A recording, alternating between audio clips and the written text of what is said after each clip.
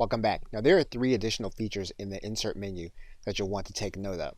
The first is going to be your ability to take a screenshot and add it to your document. So for example, if we know where we want to add the screenshot and then we were to go to this menu and then we were to click this link, we would then be given the available windows that we can take a screenshot of. We'll click the window they want to add, and then we'll add in the screenshot in this area. And of course, to remove it or to retrace our steps, we can then click undo. We can also cross-reference other places in the document. So for example, if we were to click this button, we can choose the kind of reference that we want to create inside of the document.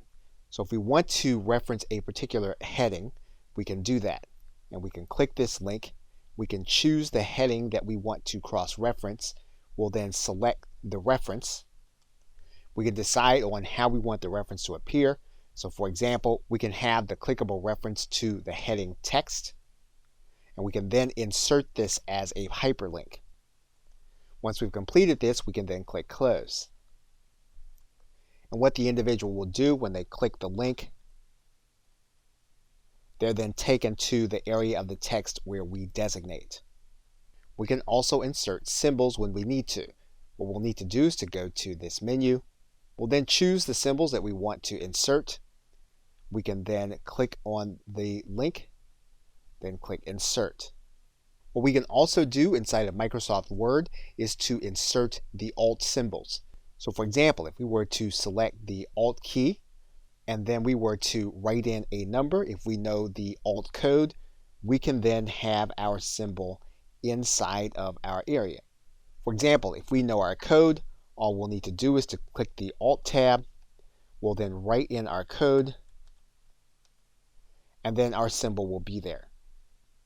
Now before this video closes, it's important to note that we can also create references by link using just the link command.